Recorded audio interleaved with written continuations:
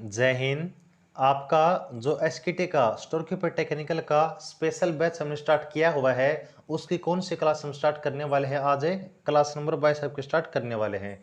देखिएगा, इससे पहले आपकी 21 क्लास इस बैच की हो चुके हैं और वहां पर हमने आपका जितना भी आपका सिलेबस है, आपका ट्रेड का, आपका मैथ का, जीके का, वो सब हमने कवर कर लिया है। उसकी जो थ्योरी है वो कंप्लीट थ्योरी हमने कवर कर ली है। अब आपके लिए एक नई सीरीज हमने स्टार्ट की है। वो सीरीज कौन सी है? वो आपकी है 1000 एमसीक्यू की। यानी कि अब हम आपको 1000 प्लस यानी कि 1000 से ज़्यादा आपको जो ऑब्जेक्टिव टाइप क्वेश्चन होते हैं वो आपको प्रोवाइड कराने वाले हैं। अब ये वाली जो वीडियो होने वाली है, ये आपकी फिर से एक डेमो ग्रुप में हम प्रोवाइड करवाने वाले हैं। वो क्यों करवाने वाले हैं देखिएगा। आपका जो एग्जाम होने वाला है वो कब होने वाला है? 19 सितंबर को आपका एग्जाम होने वाला है। तो अब अगर किसी भी कैंडिडेट ने आपका बैच ज्वाइन नहीं किया है, तो अब किस प्रकार से 19 दिन में आपको बैच में तैयारी करवाई जाएगी, जो सिलेबस आपका हो चुका है और जो सिलेबस आपका होने वाला है वो किस प्रकार से आपको कवर करना है, वो सब बातें हम आपको बताने वाले हैं। तो देखिएगा, यहाँ पर अब अगर आपका सिलेक्शन होना है तो उसकी पूरी जिम्मेवारी हम आपकी लेने वाले हैं। यानी कि अगर 19 सितंबर को आप लोग एग्जाम में बैठेंगे तो 19 सितंबर तक हम आपको इस प्रकार से आपको प्रिपेयर कर देंगे कि आप एग्जाम में बैठने के बाद जब एग्जाम देकर आप बाहर आओगे तो बिल्कुल एक दिमाग में ये चीज आपके मन में अंदर होगी कि आपका जो सिलेक्शन है बिल्कुल कंफर्म है। तो इस प्रकार से आपको जो बेस्ट स्ट्रेटजी आपकी लास्ट 19 दिन की, वो हम आपके लिए लेकर आए हैं। अब वो क्या कुछ होने वाली है देखिएगा। तो सबसे पहले आपको बैच के बारे में कुछ जानकारी आपको दे देते हैं। आपका जो बैच होने वाला है एसकेटी का, इसमें हम आपको डेली क्लास प्रोवाइड कराने वाले हैं और जो भी क्लास आपकी होती है उस क्लास के नोट्स आपको दिए जाएंगे। यानी कि आपको कुछ भी नहीं करना है, आपको बस क्लास देखनी है और उस क्लास के नोट्स आपको बस रिवाइज करने हैं। ओके, यहाँ पर आपको टेस्ट मिलेंगे, डाउट सेशन भी आपको प्रोवाइड किए जाएंगे और थ्योरी जो कि आपकी कंप्लीट हो चुकी है वो भी आपकी आपकी जो है रिवाइज करवाने वाले हैं। और प्लस में आपको जो ऑब्जेक्टिव टाइप क्वेश्चन है यानी कि आपके जो एमसीक्यू हैं उसकी सीरीज आपकी स्टार्ट कर दी गई है। इसके अलावा आपका सिलेबस जो हमने आपका थ्योरी का कंप्लीट करवा दिया है और सिलेबस कंप्लीट करने के साथ साथ आपका एग्जाम से पहले हम खुद आपको रिवीजन करवाने वाले हैं। ओके, और इससे पहले देखिएगा, आपको हमने 2 डेमो इस बस के प्रोवाइड करवाए थे और फिर से एक और डेमो आपके लिए लेकर आ चुके हैं। इसके अलावा देखिएगा, अगर आप लोग बैच ज्वाइन करते हैं तो वहां पर आपको किसी भी अदर बुक खरीदने की जरूरत आपको नहीं पड़ने वाली है और जो भी चीज़ आपको हम प्रोवाइड कराने वाले हैं वो बिल्कुल बेसिक टू एडवांस आपको प्रोवाइड कराने वाले हैं। और बायलिंगुअल बैच आपका होने वाला है, यानी कि हिंदी प्लस में इंग्लिश है, दोनों जो कैंडिडेट है इस बैच को ज्वाइन कर सकते हैं। तो ये कुछ फीचर आपके बैच के होने वाले हैं। अगर आपने अभी तक बैच ज्वाइन नहीं किया तो देखिएगा, आपको बैच ज्वाइन किस प्रकार से करना है। देखिए, आपकी जो बैच की फीस होने वाली है 999 रुपीज़, 999 फीस आपकी होने वाली है। अगर आप बैच ज्वाइन करना चाहते हैं तो आपको देखिएगा 8930638526, 8930683526, इस नंबर पर आपको व्हाट्सएप करना है, आपको बैच में ज्वाइन करवा दिया जाएगा। अब जरा मेरी बात आप लोग ध्यान से सुनिएगा। अगर आप लोग बैच ज्वाइन कर चुके हैं या फिर आपने अभी भी बैच ज्वाइन किया है या फिर आप बैच ज्वाइन करने वाले हैं, आपने बैच ज्वाइन नहीं किया है, तो सभी मेरी बात ध्यान से सुन लीजिए। अब लास्ट के 19 दिन को आपको किस प्रकार से यूज करना है, आपकी जो स्ट्रेटजी होने वाली है बैच के लास्ट 19 दिन की, वो किस प्रकार से चलने वाली है, वो सब चीजें बिल्कुल ध्यान से सुनिएगा। यहाँ पर देखिए, अगर आप ओल्ड स्टूडेंट है यानी कि आपने स्टार्टिंग से ही बैच ज्वाइन किया हुआ है, तो आपको क्या करना है, आपको बिल्कुल जो डेली क्लास होती है बस आपको वो प्रिपेयर करनी है, क्योंकि पीछे की जो क्लास हैं आप लोग साथ साथ उनको कवर करते आ रहे हैं और आपको रिवीजन कब करना है वो टाइम भी बीच बीच में आपको बताते रहे हैं। ओके, तो आपको यहाँ पर डेली क्लास देखनी है और बिल्कुल अच्छे तरीके से उनको डेली तैयार करते रहना है। ये तो बात हो गई आपके ओल्ड स्टूडेंट की। अब बात करते हैं न्यू स्टूडेंट की। तो अगर आपने अभी अभी बैच ज्वाइन किया है या फिर बैच ज्वाइन नहीं किया, आप करने वाले हैं, तो देखिए आपको क्या करना होगा। आपको डेली क्लास यानी कि अब बैच ज्वाइन करने के बाद से आपको जो भी क्लास होती है डेली, वो तो आपको साथ साथ आपकी प्रिपेयर करनी ही है। प्लस में आपको जो पीछे क्लास आपकी हुई है यानी कि 21 क्लास पीछे आपकी हो चुकी हैं, तो वहां पर डेली आपको एक या फिर 2 क्लास अपनी एफिशिएंसी के हिसाब से आपको प्रिपेयर करनी है। यानी कि आपको डेली 1 प्लस में 2 क्लास आपकी पीछे की और डेली क्लास आपकी जो होती है वो आपको प्रिपेयर करनी है। तो इससे क्या होगा कि आपके जो एमसीक्यू की सीरीज है, आपकी क्वेश्चन की सीरीज है, वो भी आपके साथ साथ चलती रहेगी और पीछे की आपकी जो थ्योरी है वो भी आपकी पीछे क्लास से कंप्लीट होती रहेगी।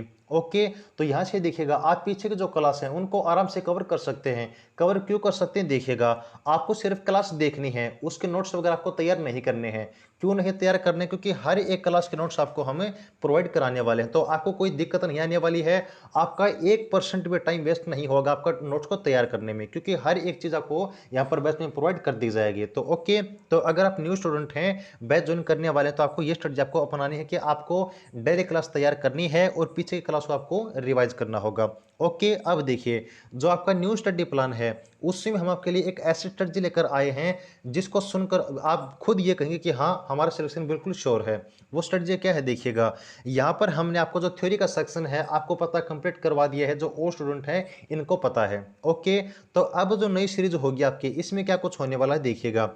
हम आपके एमसीक्यू स्टार्ट करने वाले हैं और ये एमसीक्यू भी हम इनका एक ऐसा पैटर्न बनाने वाले हैं जो कि आपका बिल्कुल एग्जाम के पॉइंट ऑफ व्यू से बिल्कुल महत्वपूर्ण होने वाला है। यहाँ पे देखिए, सबसे पहले हम क्या करेंगे कि आपके जो टॉपिक वाइज एमसीक्यू हैं वो हम डिस्कस करने वाले हैं। टॉपिक कौन कौन से हैं आपके, देखिए, एक बार आपको नोटिफिकेशन दिखा देते हैं।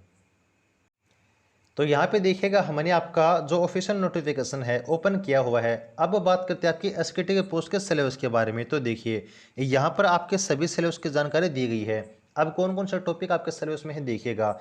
एक आपका अकाउंटिंग ऑफ स्टोर, उसके बाद आपका receipt inspection and preservation of store, उसके बाद है storage and precaution of store including fire protection and fighting, then उसके बाद है स्टॉक वेरिफिकेशन ऑफ स्टोर, उसके बाद है packaging and preparation for dispatch of store, उसके बाद है मेंटेनेंस ऑफ स्टॉक लेजर, और उसके बाद आपका सिक्योरिटी ऑफ स्टोर। यानी कि टोटल आपके 8 टॉपिक हैं जो कि आपके ट्रेड से रिलेटेड होने वाले हैं। उसके बाद आपका मैथ का सेक्शन है और उसके बाद आपका जीके का सेक्शन होने वाला है। तो अब हम क्या करने वाले हैं, देखिएगा। तो अब हमें आपके जो टोटल 8 टॉपिक होने वाले हैं, इन टॉपिक वाइज आपके जो एमसीक्यू हैं वो हम सोल्व करेंगे। टॉपिक वाइज क्वेश्चन हम क्यों सोल्व करेंगे, देखिएगा। आपको क्या होगा कि टॉपिक का अंदाजा लग जाएगा कि आपका टॉपिक कितना तैयार है।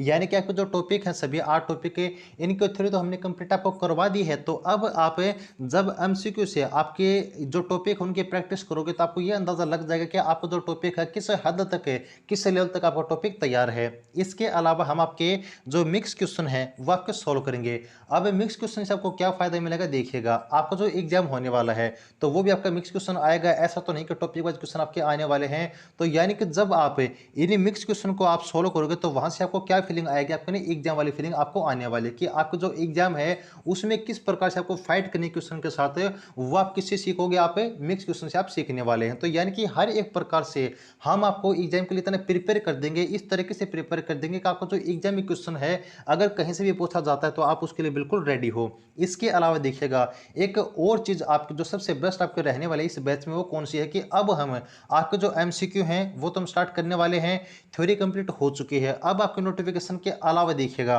कुछ आपके जो मोस्ट एक्सपेक्टेड टॉपिक होते हैं, यानी कि आपके नोटिफिकेशन टॉपिक नहीं दिए गए हैं लेकिन आपको जो एसकेटी की ट्रेड होती है उस ट्रेड से संबंधित आपके जो टॉपिक इंपॉर्टेंट होते हैं वो हम साथ साथ डिस्कस करने वाले हैं। यानी कि अगर आपका जो नोटिफिकेशन में सिलेबस दिया हुआ है उसके रिगार्डिंग एग्जाम में क्वेश्चन आते हैं और अगर आपकी ट्रेड के रिगार्डिंग नोटिफिकेशन से बाहर अगर क्वेश्चन आ जाते हैं तो वहां से भी क्वेश्चन आपके हम सॉल्व कर लेंगे। यानी कि एक भी क्वेश्चन एग्जाम से बाहर आपके नहीं जाने देंगे। तो अगर आप बैच ज्वाइन करते हैं तो हम आपको विश्वास दिलाते हैं कि बिल्कुल एक 100% श्योरिटी आप लोग मानकर चल सकते हैं अपने एग्जाम के लिए, क्योंकि सबसे बेस्ट स्ट्रेटजी आपको हम प्रोवाइड कराने वाले हैं और एक भी चीज ऐसे आपको नहीं छोड़ने वाले हैं जो कि एग्जाम से आपकी बाहर जा सके।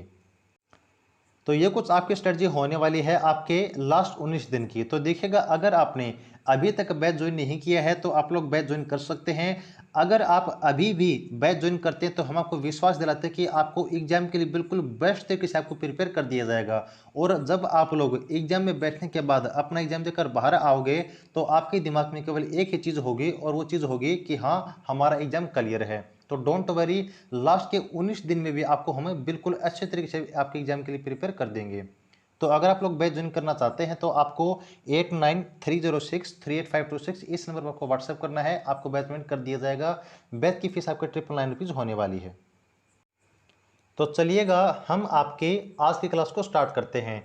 तो देखिएगा, एमसीक्यू स्टार्ट करने से पहले जैसे कि हमने आपको बताया था कि हम आपके कुछ डेली इंपॉर्टेंट टॉपिक डिस्कस करेंगे और वो टॉपिक कौन से हैं, आपके मोस्ट एक्सपेक्टेड, यानी कि जो आपके एग्जाम में बिल्कुल आने की पूरी पूरी उम्मीद बनती है, वही टॉपिक डेली के हम डिस्कस करेंगे और प्लस में आपके जो एमसीक्यू है वो भी सॉल्व करने वाले हैं। तो देखिए, आपका जो इम्पोर्टेंट टॉपिक है वो हमने कौन सा आपका चुना है, वो आपका इन्वेंटरी मैनेजमेंट, यानी कि what is inventory management. Inventory प्रबंधन क्या है देखिएगा। Inventory management refers to the process of ordering, storing, using and selling a company's inventory. This include the management of raw materials, components and finished product, as well as warehousing and processing of such items. यानी कि आपका जो inventory management होता है उसको हम क्या बोलते हैं, माल सूची प्रबंधन। वो क्या होता है, माल सूची प्रबंधन कंपनी की इन्वेंटरी को ऑर्डर करने, उसको भंडारण करने, उसको उपयोग करने और बेचने की प्रक्रिया को संदर्भित करता है। इसमें क्या कुछ चीज़ें शामिल होती हैं, इसमें आपकी कच्चा माल, संगठकों और तैयार उत्पादों का प्रबंधन तथा इन मदों की, यानी मद का मतलब आइटम, इन मदों के भंडारण और संसाधन आपके शामिल होते हैं। यानी कि जो इन्वेंटरी मैनेजमेंट होती है उसका मतलब ये है कि आपकी जो कंपनी है उस कंपनी में आपको कौन सी चीज़ें आपको ऑर्डर करनी है, कौन सी चीज़ें आपके स्टोर करनी है, दुकान में आपको लगानी है, कौन सी चीज़ें आपको यूज़ करनी है, कौन सी चीज़ें ऐसी हैं आपकी जो दुकान से आपको बाहर निकालनी है, आपको बेचनी है। तो इन सब की जो आपकी लिस्ट होती है वो क्या कहलाती है, आपकी इन्वेंटरी लिस्ट कहलाती है, आपकी इन्वेंटरी मैनेजमेंट आपकी कहलाती है। तो इसमें क्या कुछ चीज़ें आपकी शामिल होती हैं, रॉ मटेरियल यानी कि कच्चा माल आपका जो होता है वो आपका शामिल होता है। आपके जो घटक होते हैं यानी कि जो चीज़ तैयार करने के लिए आप यूज करते हैं, आपके जो कंपोनेंट होते हैं वो भी इसमें शामिल होते हैं। यानी कि आपके आइटम को तैयार करने के लिए जो भी प्रोसेस आपकी होती है कच्चे माल से लेकर जब आपका आइटम तैयार हो जाता है, तो इसके बीच में जितनी भी लिस्ट की, जितनी भी आइटम की, जितनी भी प्रोडक्ट की आपको जरूरत होती है वो किसके अंदर काउंट की जाती है, आपकी इन्वेंटरी मैनेजमेंट के अंदर काउंट की जाती है। अब यहाँ से आपको कुछ जो की पॉइंट, आपको मेन पॉइंट, आपको मेन बातें याद रखनी है वो कौन कौन से देखिएगा। नंबर एक है देखिएगा कि inventory management is the entire process of managing inventories from raw materials to finished product. यानी कि आपको जो माल सूची प्रबंधन है वो कच्चे माल से तैयार उत्पादों के लिए माल सूची के प्रबंधन की एक पूरी प्रक्रिया होती है। यानी कि कोई माल है, कोई प्रोडक्ट है, जैसे कि मान लेते हैं आपने बिस्कुट बनाया है, ओके, तो उस बिस्कुट को बनाने के लिए जो कच्चा माल आपने यूज किया है और उस कच्चे माल को बनाने कर, जब उस कच्चे माल को तैयार करके आपका बिस्कुट तैयार किया गया है, तो उस कच्चे माल से लेकर आपके बिस्कुट बनने के बीच में जितनी भी प्रोसेस आपकी हुई है और वहां पर जो भी आइटम आपके यूज हुए हैं वो किसके अंदर काउंट किए जाते हैं, वो आपके इन्वेंटरी मैनेजमेंट के अंदर काउंट किए जाते हैं। Okay, Inventory management tries to efficiently streamline inventories to avoid both gluts and shortage। यानी कि माल सूची प्रबंधन ने माल की भरमार और कमी दोनों से बचने के लिए माल सूची को सुव्यवस्थित बनाने का प्रयास करता है। यानी कि मान लीजिए आपका कोई ऐसा स्टोर है, आपकी कोई दुकान है, तो अगर वहाँ पर अपनी पूरी इन्वेंटरी मैनेजमेंट की आप लिस्ट रखते हैं तो आपको ये चीज़ पता रहेगी कि आपकी ऐसी कौन सी स्टोर में ऐसी चीज़ है जिसकी आपको अभी ज़रूरत है, यानी कि आपको ऑर्डर करनी है, कौन सी ऐसी चीज़ है जो आपकी अभी ज़्यादा हो चुकी है अपने उसकी डिमांड के हिसाब से, तो आपको वो चीज़ आपको किस प्रकार से बाहर निकालनी है। तो इन सब चीज़ों की आपको जानकारी रहती है, वो कहाँ से रहती है आपकी, जब आप अपनी पूरी इन्वेंटरी लिस्ट के आपके मैनेजमेंट आप रखते हैं। Two major method for inventory management are number एक कौन सा आपका JIT, just in time, and दूसरा आपका है MRP, मटेरियल रिक्वायरमेंट प्लानिंग। यानी कि आपको जो सूची प्रबंधन है, आपका जो इन्वेंटरी मैनेजमेंट है, उसके लिए दो प्रमुख तरीके आपके अपनाए जाते हैं। वो कौन कौन से होते हैं देखिएगा। नंबर एक आपका JIT और दूसरा कौन सा होता है आपका MRP, जिसको हम बोलते हैं जस्ट इन टाइम, और दूसरे को क्या बोलते हैं MRP को, मटेरियल रिक्वायरमेंट प्लानिंग। अब ये क्या चीज़ होती है देखिएगा। तो सबसे पहले पढ़ते हैं हम आपका JIT के बारे में, जिसका मतलब होता है just in time management. The method allows companies to save significant amount of money and reduce waste by keeping only the inventory they need to produce and sell products. यानी कि आपका जो JIT, जस्ट इन टाइम का method होता है, ये कौन सी विधि होती है, यह विधि कंपनी को पर्याप्त मात्रा में पैसे बचाने और उत्पादों के उत्पादन और बेचने की आवश्यकता के माल की सूची रखकर अपशिष्ट कम करने की अनुमति देती है। This approach reduces storage and insurance cost, as well as the cost of liquidating or discarding excess inventory। यानी कि यह दृष्टिकोण भंडारण और बीमा लागत को कम करता है, साथ ही जो अतिरिक्त वस्तु सूची है उसमें परिसमाप्तकरण या किसी निकासी की लागत को भी कम करता है।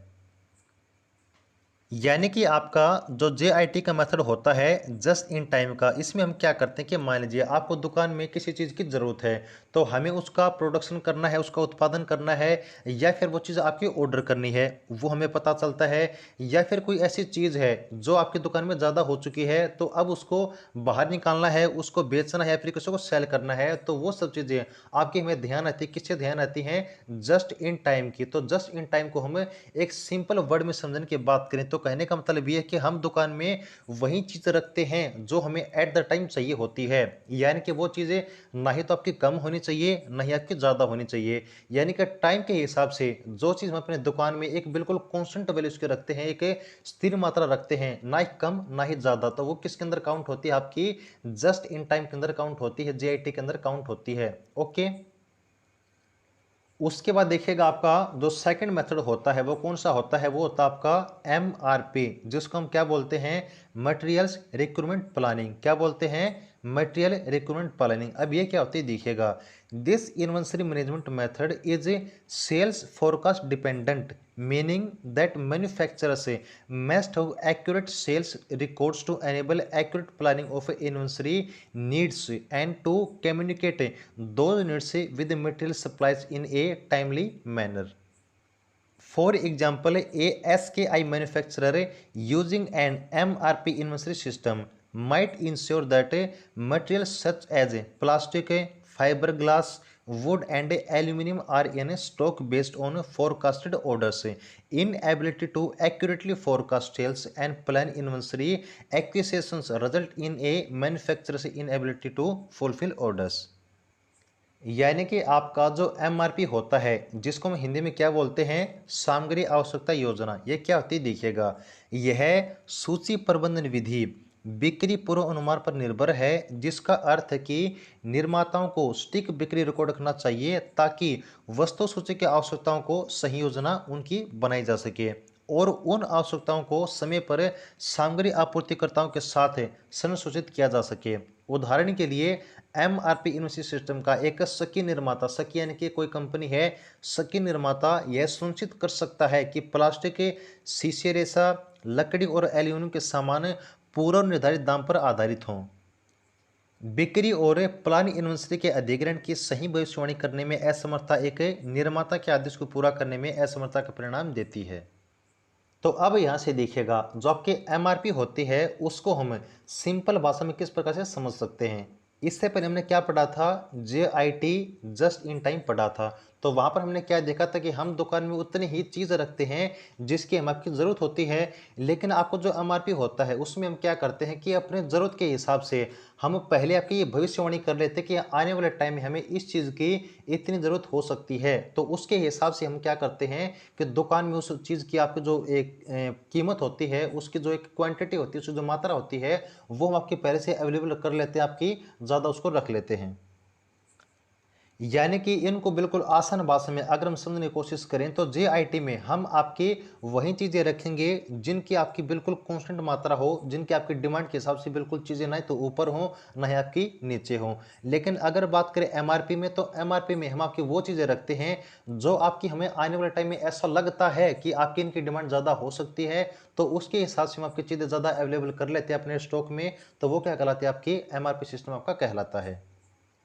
जैसे कि फॉर एग्जांपल मान लीजिए आपकी ऐसी कंपनी है जो क्या करती है, आपके पेन का मैन्युफैक्चर करती है, आपके पेन बनाती है और आपका एक स्टॉक है जो आपका पेन बेचता है। तो कंपनी क्या करेगी MRP के अंदर कि पेन बनाने की डिमांड उनको लगता है कि ज़्यादा आने टाइम में हो सकती है। ओके, तो वो क्या करेंगे कि पेन बनाने के लिए जो कच्चा माल होता है ना, आपका जो रॉ मटेरियल होता है, वो उनकी संख्या को बढ़ा देगी, पहले से अपने कंपनी में अवेलेबल रख लेगी। और जो आपका स्टॉक होता है वो क्या करेगा कि अगर आपकी दुकान में ऐसा लगता है कि आने वाले टाइम में जो पेन है उनकी डिमांड बढ़ सकती है, तो आपकी क्या करेगी?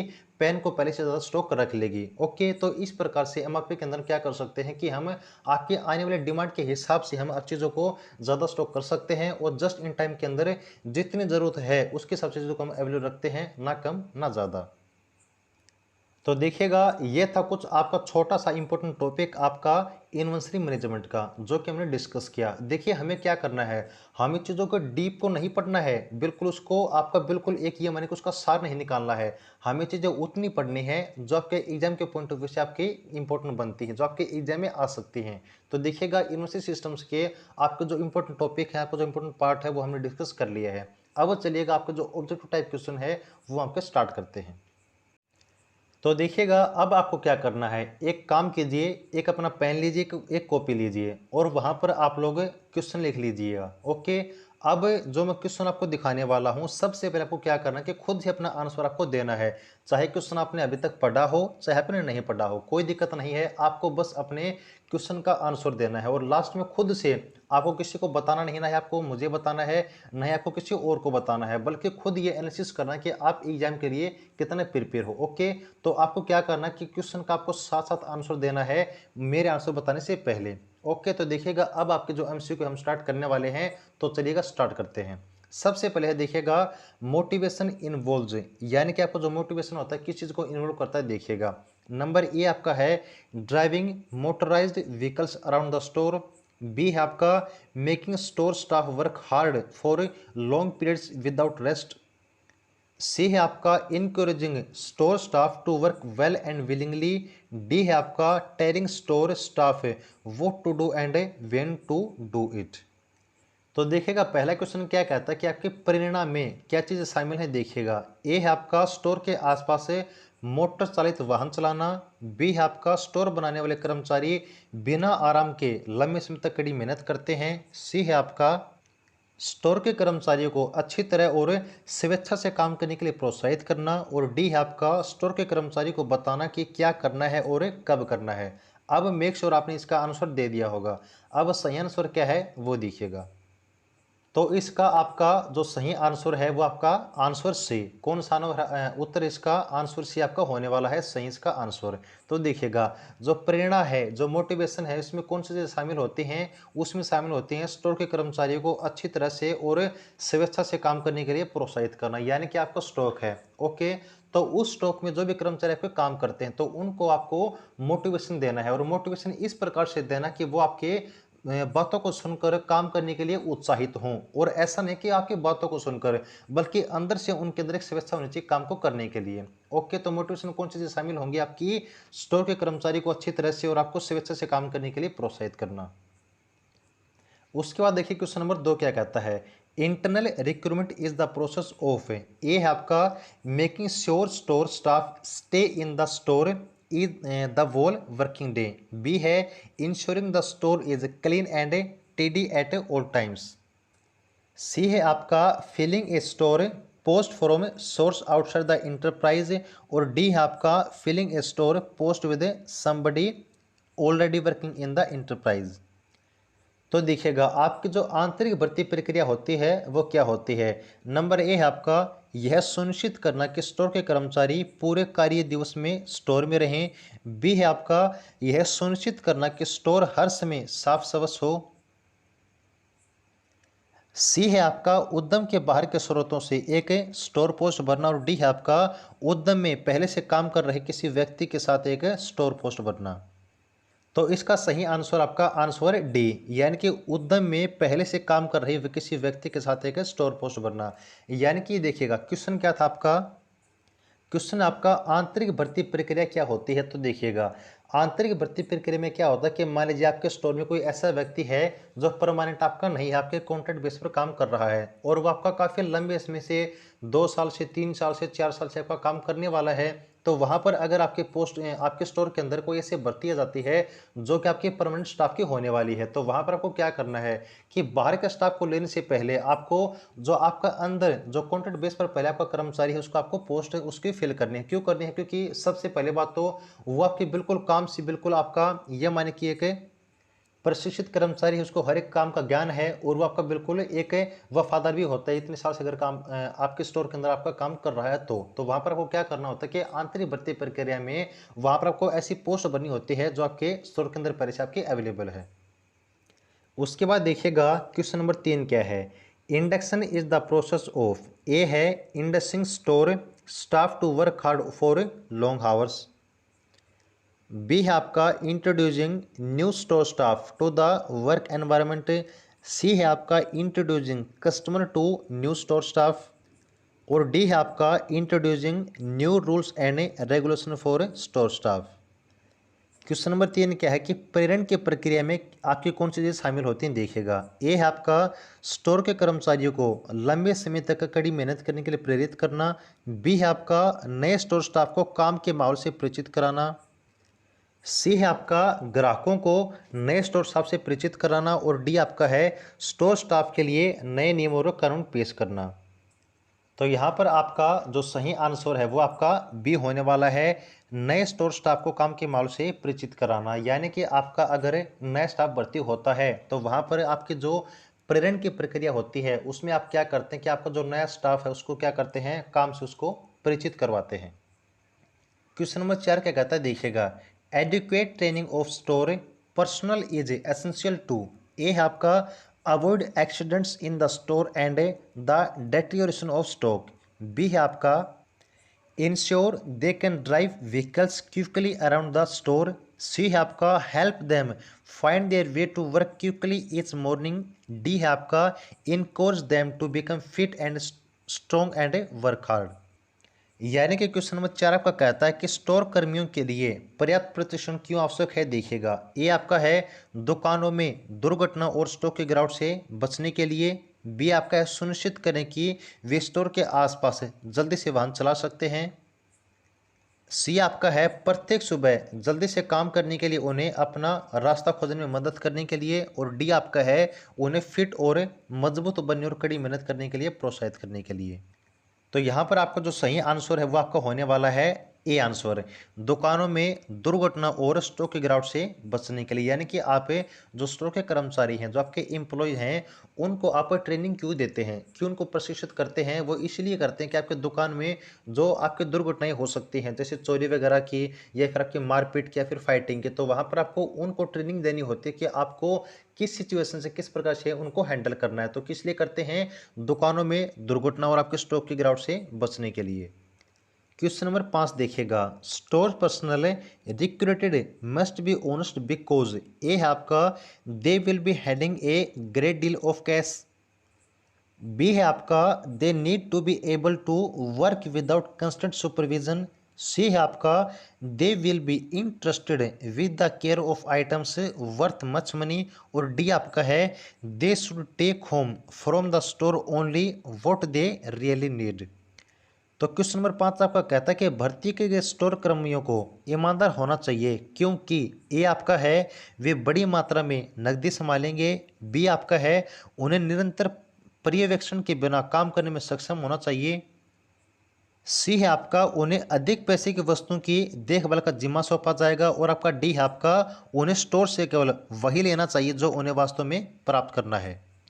तो देखिएगा इसका जो सही आंसर है वो आपका आंसर है सी होने वाला है। कौन सा आपका ऑप्शन होने वाला है, ऑप्शन सी आपका होने वाला है। तो क्वेश्चन क्या कहता है कि आप जो कर्मचारी भर्ती करते हैं अपने स्टोर में अपनी कंपनी के लिए, तो वहां पर उनको ईमानदार होना जरूरी होता है। क्यों होता है कि देखिएगा जहां पर आपके कर्मचारी काम करते हैं, आपका जो स्टोर होता है आपके बहुत सारे पैसे का लेन देन होता है, तो अगर वो ईमानदार नहीं होते हैं तो आपका पूरा स्टोर ये माने कि आपका हानि में जा सकता है। तो इसे बचने के लिए आपकी पूरी पैसे के संभाल के लिए आपको जो कर्मचारी होते हैं उनका ईमानदार होना आपका आवश्यक होता है। क्वेश्चन नंबर 6 देखिएगा। An important aspect of a stock control involves. A आपका है finding one's way around the store department. B आपका है looking after cattle on a ranch और फॉर्म। सी आपका है ensuring the right items are always available when needed. और D आपका है counting the number of a staff working in the store. तो question number 6 आपका कहता है कि स्टॉक नियंत्रण के एक महत्वपूर्ण पहले ग्रुप में कौन सी चीजें शामिल होती हैं वो देखिएगा। ए आपका है स्टोर विभाग के चारों ओर अपना रास्ता खोजना।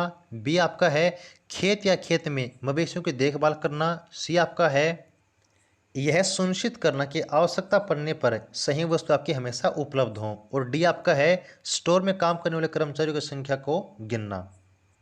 तो इसका आपका जो सही आंसर है वो आपका ऑप्शन सी यहाँ पर होने वाला है। यानी कि आपका जो स्टॉक नियंत्रण है वहाँ पर आपका एक इम्पोर्टेंट पार्ट होता है, वो क्या होता है कि आपको ये चीज़ें आपको पता होनी चाहिए आपके स्टोर में कौन सी चीज़ें ऐसी हैं आपके जो आपकी आवश्यकता अपने आप आपको उपलब्ध करवानी है।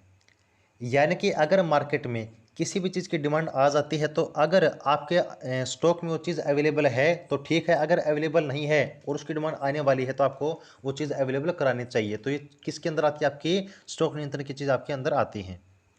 उसके बाद क्वेश्चन नंबर 7 देखिएगा, stores and a sale department must work in a cooperation to ensure, ये है आपका, that the staff of the two departments do not become confused.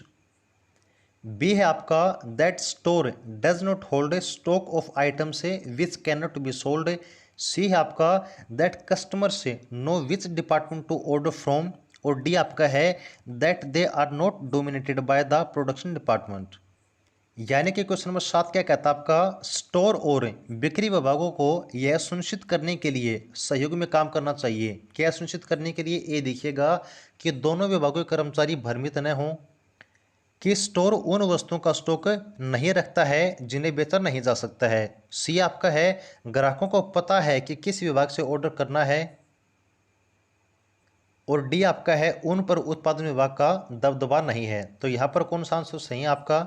तो आपका ऑप्शन बी यहाँ पर सही होने वाला है कि स्टोर उन वस्तुओं का स्टॉक नहीं रखता है जिन्हें आपका बेचा नहीं जा सकता है। यानी कि आपका जो स्टोर है और जो बिक्री विभाग है, इन दोनों को साथ मिलकर काम करना चाहिए। काम क्यों करना चाहिए? जैसे कि मान लीजिए आपका स्टोर है, वहाँ पर आपकी चीज़ें ज़्यादा हो जाती हैं तो आपका वो क्या करेगा, जो बिक्री विभाग है वहाँ चीज़ें आपकी खरीदे नहीं तो यहाँ पर उन दोनों में आपका क्या बना नहीं बना, आपका एक संबंध नहीं बना।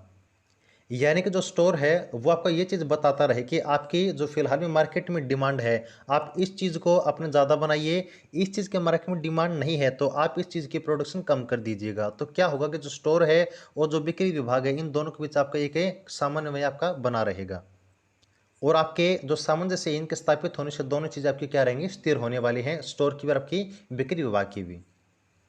क्वेश्चन नंबर 8 देखिएगा, the store department is said to be non productive because, A आपका है, its staff are lazy and do very little work. B आपका है, it is a of no value to the enterprise of a which it forms part. C आपका है, its manager does not produce reports required by top management. और D आपका है, it is a not directly involved in revenue earring activities. तो देखिएगा, आपका जो question number 8 है वो क्या कहता है कि स्टोर विभाग को गैर उत्पादक क्यों कहा जाता है। देखिएगा, ये आपका है, इसके कर्मचारी आलसी होते हैं और बहुत कम काम करते हैं इसलिए। नंबर 2 आपका है बी, यह उस उद्यम के लिए कोई मूल्य नहीं है जिसका वो हिस्सा होता है। सी आपका है, इसका प्रबंधक है शीर्ष प्रबंधन द्वारा अपेक्षित रिपोर्ट प्रस्तुत नहीं करता है। और डी आपका है, यह सीधे तौर पर राजस्व अर्जन गतिविधि में शामिल नहीं होता है। तो इसका जो सही आंसर है वो आपका डी होने वाला कि यह सीधे तौर पर राजस्व अर्जन गतिविधि में शामिल नहीं होता। यानी कि आपको जो स्टोर विभाग होता है वो हम चीज़ों क्या करते हैं, स्टोर करते हैं, उनको रखते हैं। तो इसलिए उसको गैर उत्पादक कहा जाता है कि आपका वहाँ तो ना ही चीज़ आपकी प्रोडक्शन होती है, ना ही आपको सीधे तौर पर बिकती हैं, हम वहाँ पर केवल चीज़ों को स्टोर करते हैं, इसलिए हम क्या कहते हैं, उसको स्टोर विभाग कहते हैं। यानी कि वो रेवेन्यू अर्निंग करने का आपके बीच की प्रोसेस होती है, आपका बीच का हिस्सा होता है, और इसलिए हम क्या कहते हैं, उसको गैर उत्पादक उसको कहते हैं, स्टोर विभाग को। क्वेश्चन नंबर 10 देखिएगा, question number 9, the essential function of a store department is to provide, ये है आपका, an efficient service to all other department of an enterprise. B आपका है, a retail outlet from which to sell goods to consumer. C आपका है, a reason to employ additional staff. D आपका है, a place in which to house unwanted items. तो question number 9 क्या कहता है कि एक स्टोर विभाग का आवश्यक कार्य प्रदान करना है। क्या प्रदान करना है? उद्यम के अन्य सभी विभागों के लिए कुशल सेवा। बी आपका है, एक रिटेल आउटलेट जहां से उपभोक्ताओं को सामान बेचा जाता है। डी आपका है, अतिरिक्त कर्मचारियों को नियुक्त करने का एक कारण होता है। और डी आपका है, वह स्थान जहां अवांछित वस्तुएं रखी जाती हैं।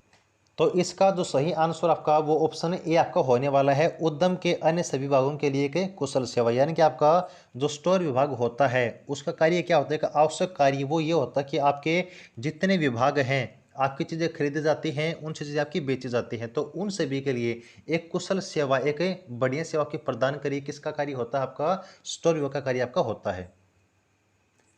क्वेश्चन नंबर 10 देखिएगा, efficient store management is a vital to ensure that, ये आपका है गुड प्रोडक्शन एंड और sales and profit are maintained.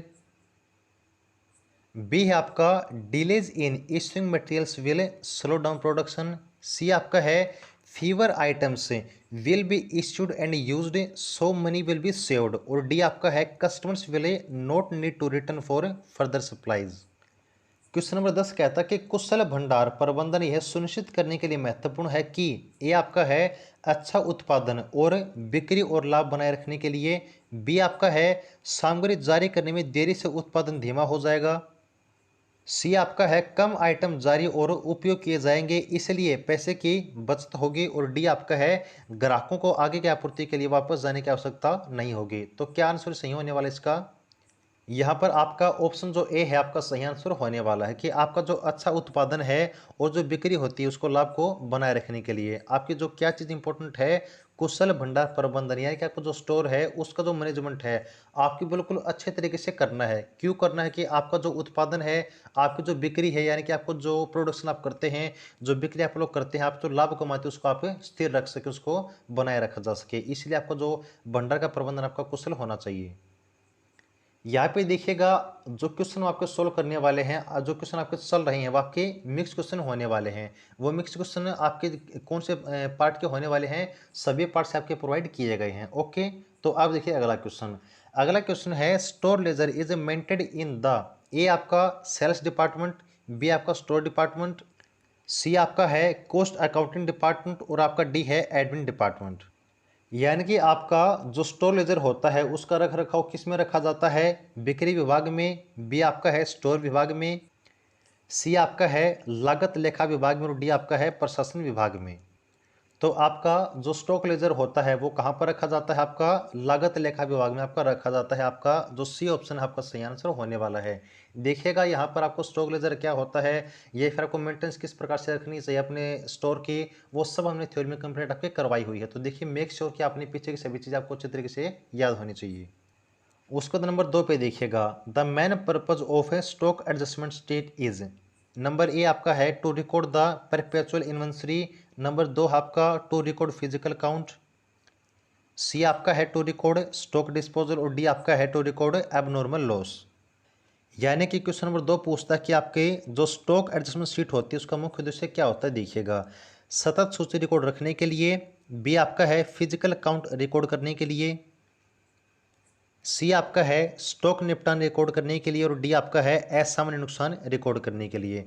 तो यहाँ पर कौन सा आंसर आपका सही होने वाला है, वो आपका है answer B physical count record करने के लिए। यानी कि आप जो स्टॉक आपकी शीट होती है कौन सी, एडजस्टमेंट शीट, वहाँ पर उसको रखने का मुख्य उद्देश्य क्या होता है कि आपके जो फिजिकल काउंट है, फिजिकल काउंट का मतलब ये होता है कि आपके स्टॉक में कौन सी चीज़ कितनी है उसकी हम काउंट कर सके, गिनती कर सकें। उसके लिए हम क्या करते हैं, आपकी जितना आइटम होते हैं उनकी हम आपकी क्या करते हैं, उनकी आपकी ऐड कर देते हैं आपकी एडजस्टमेंट शीट में। क्वेश्चन नंबर देखिए अगला क्या कहता है, in store accounting the normal entry to record stock movement is A debit surplus credit loss of stock, B आपका है debit loss of stock credit surplus और सी आपका है डेबिट स्टॉक आपका या फिर क्रेडिट सेल्स।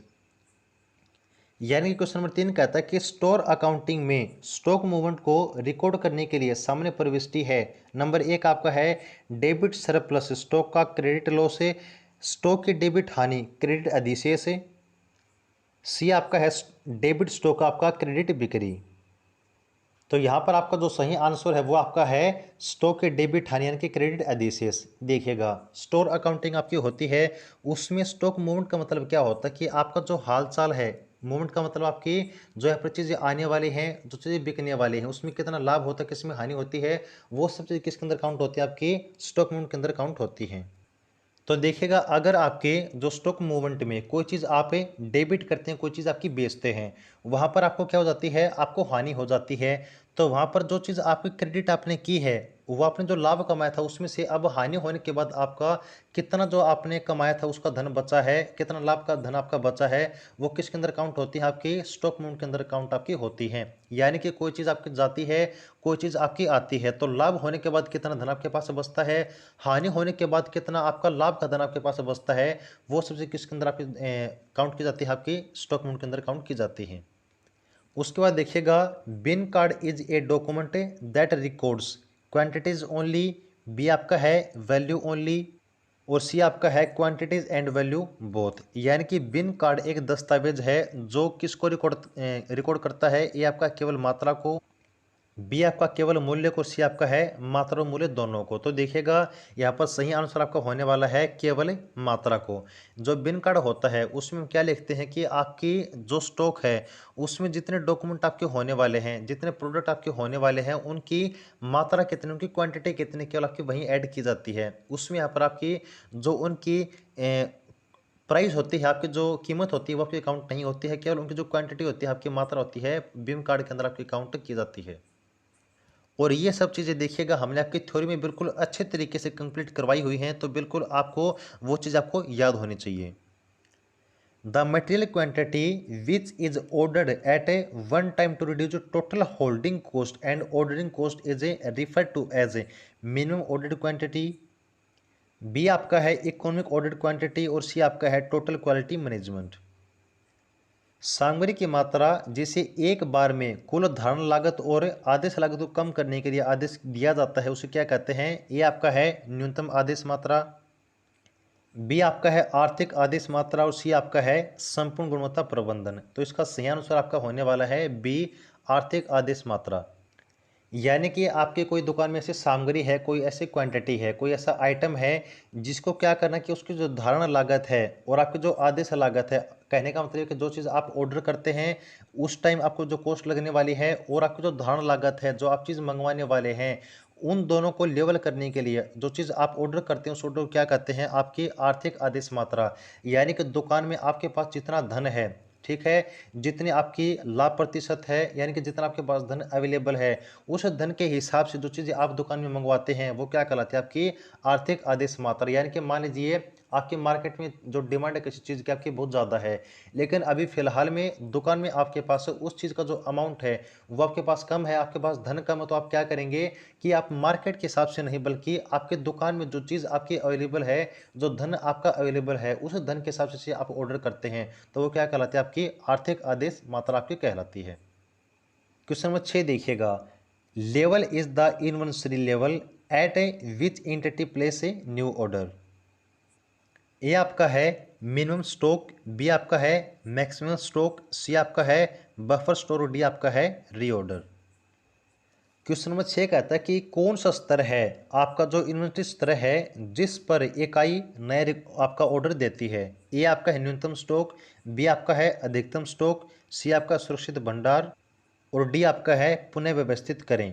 तो आपका सही आंसर कौन से होने वाला है इस पर, आपका जो लास्ट का आंसर है आपका डी पुनः व्यवस्थित करें, यहाँ पर आपका सही आंसर होने वाला है। यानी कहने का मतलब ये कि आपके स्टॉक में कोई ऐसा आइटम है आपका जो खत्म हो चुका है, अब क्या करना, उसको दोबारा से आपको व्यवस्थित करना है, उसको पुनः व्यवस्थित करना है। तो पुनः व्यवस्थित करने के लिए आप क्या करते हैं, उस पर अब उसका जो है आपका नया ऑर्डर आप देते हैं। तो आप जिस चीज़ की खपत होने के बाद उस चीज़ को दोबारा मंगवाते हैं, तो वहाँ पर आप जो नया ऑर्डर देते हैं वो कौन सा आपका स्तर कहलाता है, आपका पुनः व्यवस्थित करने का स्तर आपका कहलाता है इन्वेंट्री का। उसके बाद देखिए अगला question, what does FIFO mean. A आपका है finish stock in, finish stock out, B आपका है fabricants inward, fabrications outward, C आपका है फाइनल इनपुट फाइनल आउटपुट, और डी आपका है फर्स्ट इन फर्स्ट आउट। तो क्वेश्चन नंबर 1 कहता है कि फीफो का अर्थ क्या होता है। नंबर ए आपका है तैयार स्टॉक में आउट, बी आपका है फैब्रिकेशन आवक, फैब्रिकेशन आउटवर्ड, सी आपका है अंतिम इनपुट अंतिम आउटपुट, और डी आपका होने वाला है फर्स्ट इन फर्स्ट आउट। तो देखिएगा आपका जो सही आंसर कौन सा है, आपका D first in first out आपका सही आंसर होने वाला है। देखिएगा यहाँ मैंने आपकी जो थ्योरी कंप्लीट करवाई है, मैं फिर से बोलता हूँ कि उस थ्योरी को बिल्कुल अच्छे तरीके से आपको तैयार कर लेना है, क्योंकि यहाँ पर जो भी एमसीक्यू आपके बनने वाले हैं, मेरी बात एक बात आपको पता है कि देखिएगा यहाँ पर जो एमसीक्यू बनते हैं किससे बनते हैं, थ्योरी से बनते हैं। आपकी जो एमसीक्यू थ्योरी से बनते हैं ना, कि थ्योरी आपकी एमसीक्यू से बनती है। तो हमने आपकी इसीलिए जो पहले थ्योरी का सेक्शन आपका कंप्लीट किया था कि जब आपके एमसीक्यू सॉल्व किए जाएँ तो आप बिल्कुल अच्छे तरीके से उनके लिए आप तैयार हो जाएँ। तो अगर आप ओल्ड स्टूडेंट हैं, स्टार्टिंग बैच से जुड़े हुए हैं, तो आपको पीछे की थ्योरी आप बिल्कुल कंप्लीट होनी चाहिए, और अगर आप न्यू स्टूडेंट हैं तो आपको साथ साथ पीछे की थ्योरी आपको कंप्लीट करते रहनी है। अगला क्वेश्चन देखिएगा, regardless of a how long it takes to produce and sell inventory, inventory is always consider to be, A आपका है करंट एसेट, बी आपका है करंट लिएबिलिटी, सी आपका है लॉन्ग टर्म एसेट और डी आपका है स्टॉक होल्डर इक्विटी। तो क्वेश्चन नंबर 2 क्या कहता है कि इन्वेंट्री के उत्पादन और बिक्री में कितना भी समय लगे, इन्वेंट्री को हमेशा एक माना जाता है। क्या माना जाता है? ए आपका है वर्तमान संपत्ति, बी आपका है वर्तमान देयता, सी आपका है लंबी अवधि की संपत्ति और डी आपका होने वाला है स्टॉक होल्डर की इक्विटी। तो देखिए सही आंसर कौन सा आपका? ए वर्तमान संपत्ति आपका सही आंसर होने वाला है।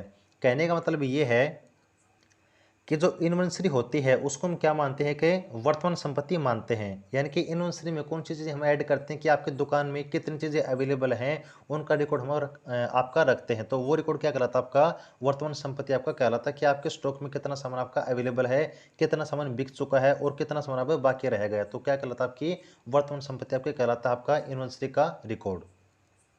क्वेश्चन नंबर 3 देखिएगा, the latest cost of a inventories is changed to production but the old price are change to inventories on hand. A आपका है एवरेज, बी आपका है लीफो, सी आपका फीफो और डी आपका परपेचुअल। इन्वेंट्री की नवीनतम लागत को उत्पादन में बदल दिया जाता है लेकिन पुरानी कीमतों को इन्वेंट्री में बदल दिया जाता है। ए आपका है औसत, बी आपका है लाइफो, सी आपका है फीफो। तो कौन सा आंसर सही है आपका? लाइफो। यानी कि आपका जो लाइफो होता है उसमें हम क्या करते हैं कि लाइफो में आपकी जो नवीनतम लागत है, यानी कि कोई चीज़ आपने नई खरीदी है, आपने नई चीज़ उस पर खर्च किया, अपना धन खर्च किया है, तो वहाँ पर उसको हम क्या करते हैं, उसको उत्पादन में बदल देते हैं, उसको हमें प्रोडक्शन में बदल देते हैं। और क्या करते हैं कि जो पुरानी कीमत होती है उसको हम क्या कर देते हैं, इन्वेंट्री में उसको बदल देते हैं। तो ये चीज़ क्या कहलाती है? आपकी लाइफो के अंदर आपकी काउंट की जाती है। यानी कि आपका जो लाइफो होता है उसमें आप लोग क्या करते हैं कि आपने जो चीज़ आपने नई बनाई है उसके हम क्या कह देंगे, उसको हम प्रोडक्शन कह देंगे, उसको हम उत्पादन कह देंगे। और जो चीज़ आपने नई बनाई है जिसको आपने उत्पादन कहा है उसकी कीमत आप कौन सी तय करेंगे? आपकी जो चीज़ नई आपकी पुरानी जो चीज़ रखी गई थी उसकी कीमत आप लोग तय कर देंगे आपकी नई चीज़ की। ओके, तो नई चीज़ की कीमत आपकी पुरानी के अनुसार तय की जाती है और आपको जो नई चीज़ को हम क्या कहते हैं, उसका उत्पादन हम कह देते हैं। किसके अंदर आपकी काउंट की जाती है? आपकी लाइफ के अंदर काउंट की जाती है। अब देखिएगा क्वेश्चन नंबर 4 क्या कहता है, an increase in inventories indicate that, ये आपका है more merchandise was purchased than the amount sold to customers, less merchandise was purchased than sold to the customer, C आपका है not all purchase were cash, D आपका है cash payment were more than purchase on account.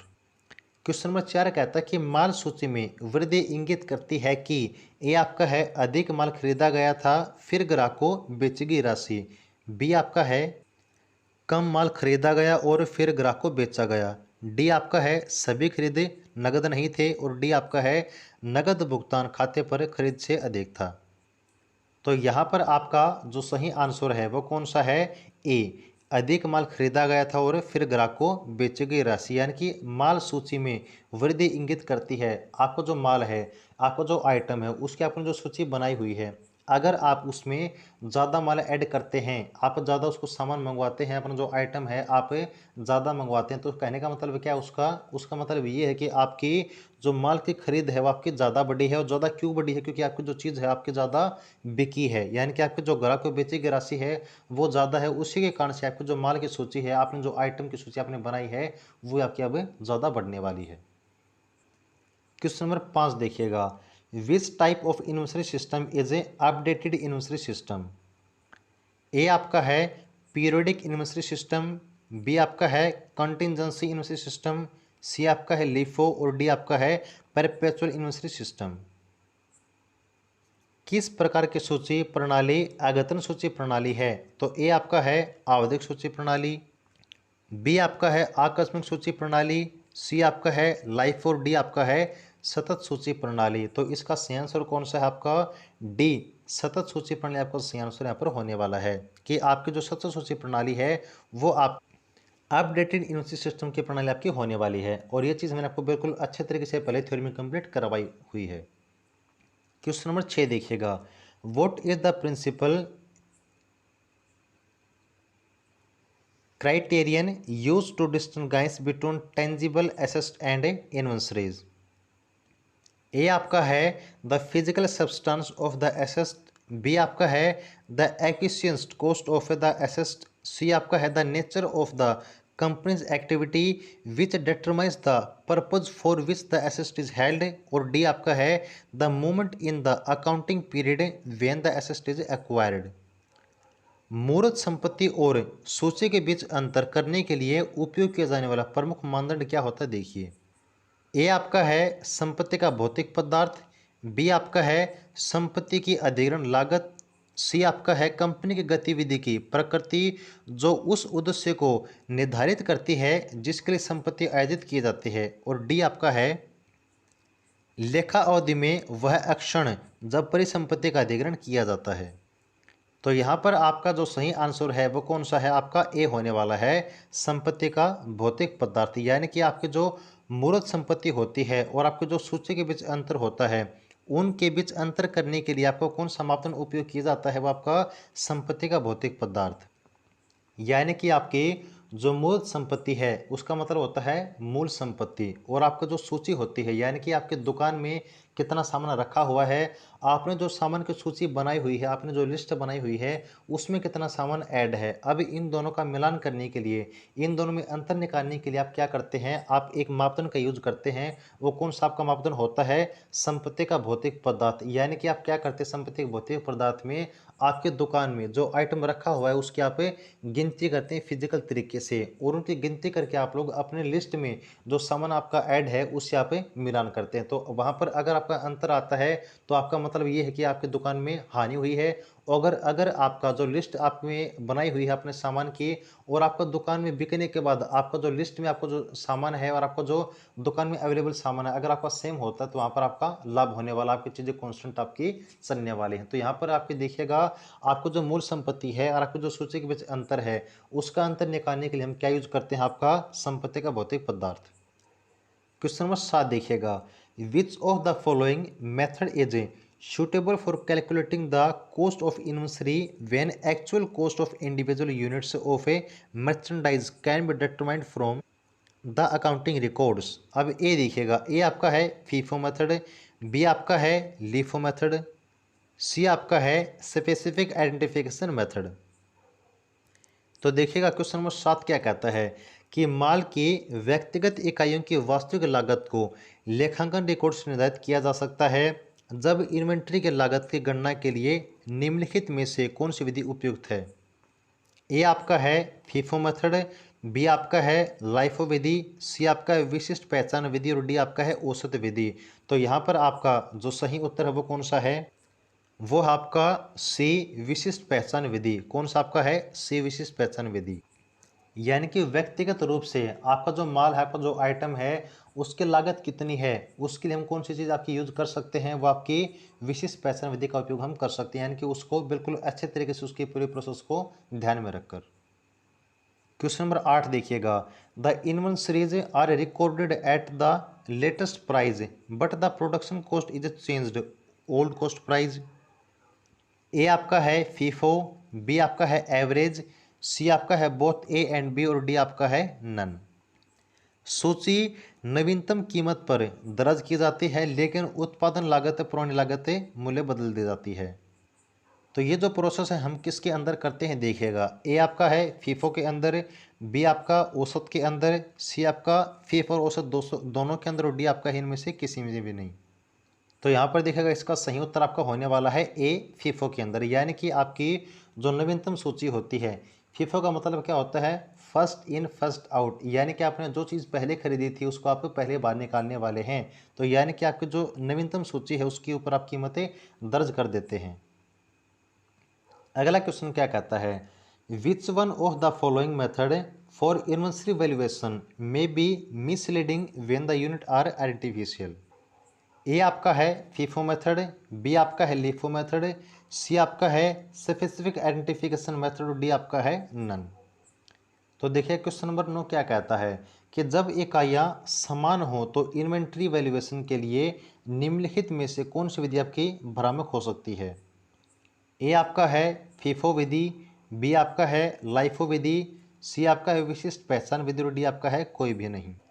तो यहाँ पर आपका जो सही उत्तर है वो कौन सा है? ऑप्शन नंबर सी, विशिष्ट पहचान विधि। यानी कहने का मतलब ये है कि आपने जो आपने सामान की लिस्ट बनाई हुई है, जो अपने सामने रिकॉर्ड किया हुआ है, ओके, और जब एक ये सामान आ जाती है यानी कि आपका जो रिकॉर्ड है वो भी सेम होता है और आपको जो दुकान में सामान अवेलेबल होता है वो आपका सेम होता है। लेकिन वहाँ पर जब आप लोग एक बार चेक करने के बाद दूसरी बार रिवोल्यूशन करते हैं, उनको चेक करते हैं, तो वहाँ पर चीज़ आपकी अलग पाई जाती है। तो वहाँ पर ये चीज़ें आपकी जो भ्रामक स्थिति होती है वो आपके कहाँ पर उत्पन्न हो सकती है? वो आपकी हो सकती है विशिष्ट पहचान विधि के अंदर। यानी कि इस चीज़ के अंदर आप गलती कर देते हैं अपनी चीज़ों को पहचानने में। अगला क्वेश्चन देखिएगा, during September Khan had sales of 148,000 which made a gross profit of 14,000. Purchase amounted to 100,000 and opening inventory was 34,000. The value of closing inventory was, ए आपका है 24,000, बी आपका 26,000, आपका सी है 42,000। तो देखिएगा, सितंबर के दौरान खान की 1,48,000 की बिक्री हुई जिसने 40,000 का सकल लाभ कमाया था। खरीदारी की राशि कितनी थी? 1,00,000 थी और प्रारंभिक सूची कितनी थी आपकी? यहाँ पर देखिएगा 34,000 थी। तो हमें निकालना क्या है कि इन्वेंट्री का बंद करने का मूल्य क्या था वो देखिएगा। ए आपका है 24,000 रुपये, बी आपका है 26,000 रुपये और आपका सी है आपका 42,000 रुपये। तो सही आंसर कौन सा आपको होने वाला है? यहाँ पे आपका 26,000 आपका बी आंसर सही होने वाला है। अगला क्वेश्चन देखिए, question number 11, which type of inventory system requires updating the inventory balance at the end of the accounting period? A आपका है पीरियोडिक इन्वेंटरी सिस्टम, बी आपका है लीफो, सी आपका है परपेचुअल इन्वेंटरी सिस्टम और डी आपका है फीफो।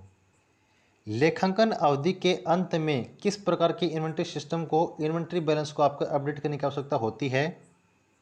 ए आपका है आवधिक सूची प्रणाली, बी आपका है लाइफो, सी आपका होने वाला है सतत सूची प्रणाली। तो यहाँ पर आपका जो सही आंसर है वो कौन सा होने वाला है? आपका ऑप्शन नंबर ए, आवधिक सूची प्रणाली। यानी कि आपकी जो अवधि होती है जिसके अंदर आपको अपना जो एक सिस्टम होता है, इन्वेंटरी सिस्टम आपको चेक करना होता है, तो वहाँ पर चीज़ आपको अपडेट करनी होती है। किसके अंत में? जो अपने अवधि आपने बनाई हुई है 12 महीने की, 6 महीने की, 2 साल की, तो उस अवधि के बाद आपको सिस्टम आपको अपडेट करना होता है उसको बिल्कुल चेक करने के लिए। अगला क्वेश्चन देखिएगा, in LIFO method of inventory valuation, A आपका है issue of stock to production is at least price, B आपका है closing stock is at latest price, C आपका है बोथ ए एंड बी और डी आपका है नाइदर ए और बी। तो क्वेश्चन नंबर 12 कहता है कि इन्वेंट्री वैल्यूएशन के लीफो पद्धति में क्या होता है? ए आपका उत्पादन के लिए स्टॉक जारी करना नवीनतम कीमत पर है, बी आपका क्लोजिंग स्टॉक नवीनतम कीमत पर है, सी आपका दोनों ए और बी और डी आपका है दोनों में से कोई भी नहीं। तो यहाँ पर आपका जो सही आंसर है 12 के क्वेश्चन का वो आपका ए आंसर होने वाला है। उत्पादन के लिए स्टॉक जारी करना नवीनतम कीमत पर है, यानी कि आपका जो लीफो होता है उसका मतलब क्या होता है? Last in first out. क्या होता है? Last in first out. यानी कि आपने जो चीज़ लास्ट में खरीदी है अब उसकी कीमत आप नहीं तय करोगे, उसको आप पहले बेच दोगे। अगला क्वेश्चन देखिएगा, the inventory method that will always produce the same amount for cost of goods sold in a periodic inventory system as in a perpetual inventory system would be. A आपका है फीफो, बी आपका है LIFO, सी आपका है weighted average और D आपका है none of the above. तो क्वेश्चन नंबर 13 कहता है कि इन्वेंट्री विधि जो एक आवधिक इन्वेंट्री सिस्टम में बेची गई वस्तुओं की लागत के लिए हमेशा एक ही राशि का उत्पादन करेगी जैसा कि एक स्थायी इन्वेंट्री सिस्टम में होता है। तो वो कौन सी आपकी विधि होती है इन्वेंट्री की? देखिएगा, ए आपका है फीफो, बी आपका है लीफो, सी आपका है भारित औसत, डी आपका है इनमें से कोई भी नहीं। तो यहाँ पर आपका सही आंसर है इनमें से कोई भी नहीं। यानी कि आपकी वो इन्वेंट्री विधि जो क्या करती है, एक आवधिक इन्वेंट्री सिस्टम में बेची गई वस्तुओं की लागत के लिए एक आपकी राशि का उत्पादन करती है, वो कौन सी विधि होती है आपकी? एक पीरियडिक विधि आपकी होती है, आवधिक विधि होती है, जो कि आपका आंसर में नहीं दी गई है। तो आपका कौन सा आंसर होगा? आपका इनमें से कोई नहीं। अगला क्वेश्चन देखिएगा, inventory system does not include. A आपका है materials used in the production of a goods to be sold. B आपका है assets intended to be sold in the normal course of business.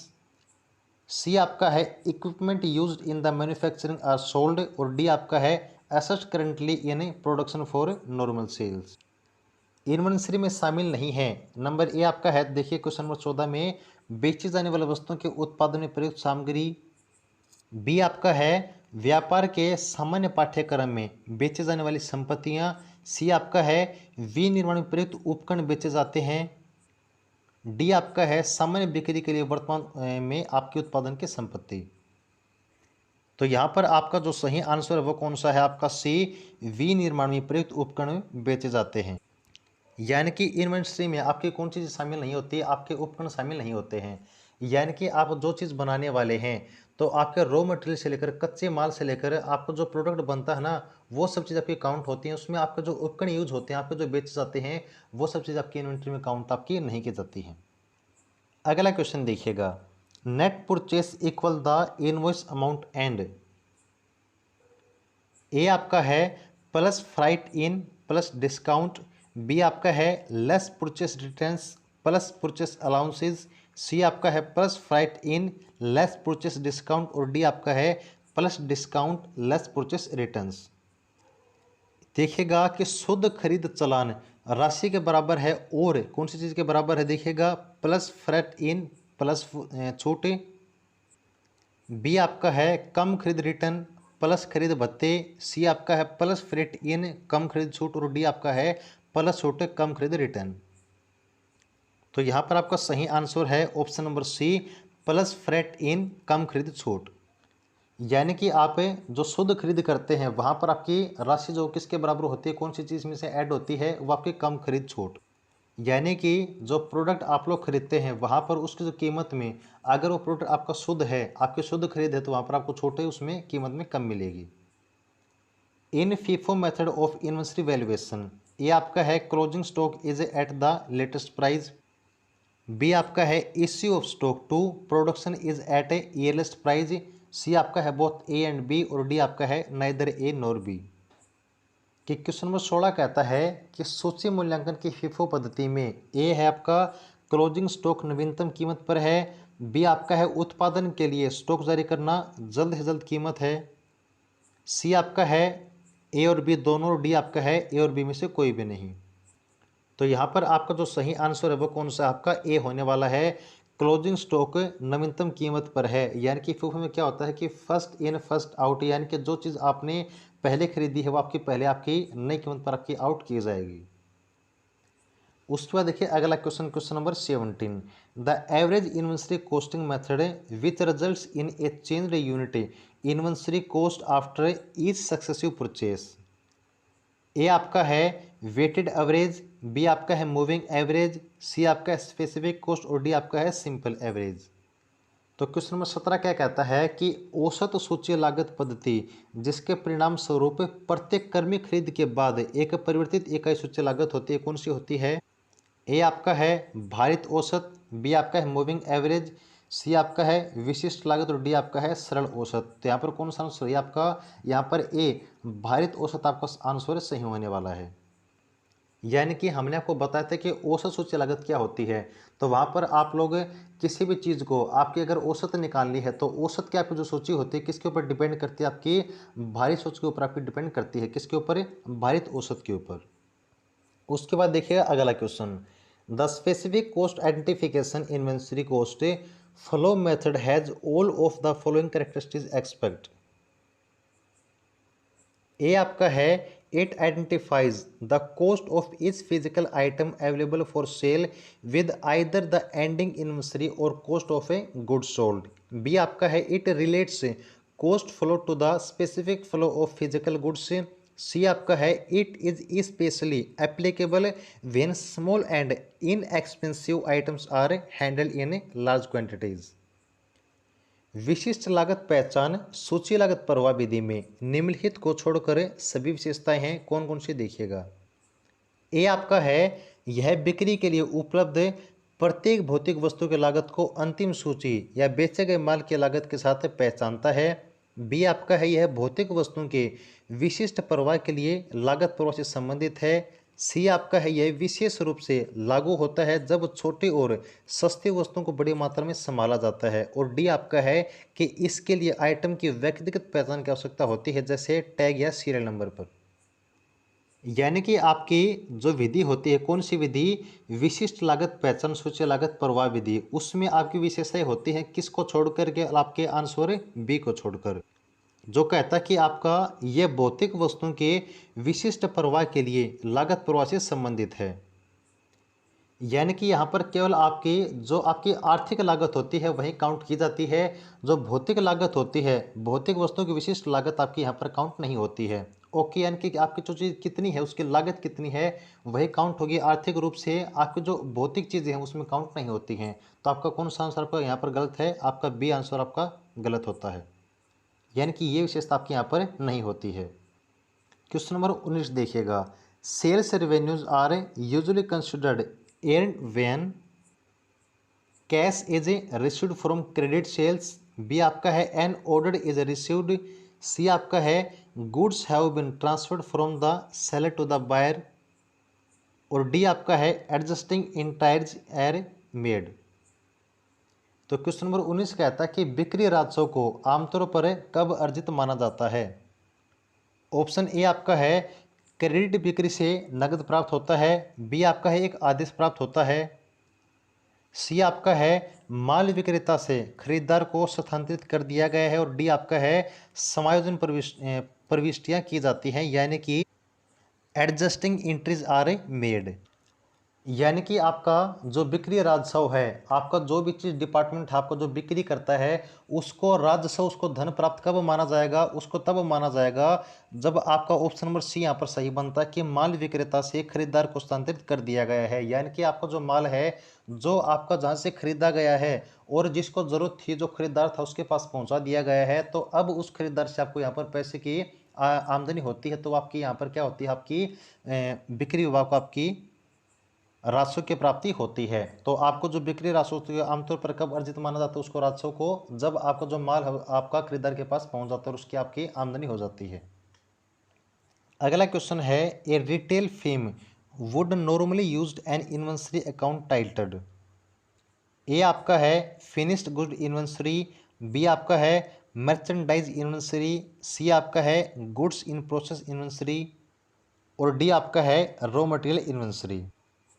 एक खुदरा फर्म आमतौर पर एक इन्वेंट्री खाते का उपयोग करती है जिसका शीर्षक क्या होता है?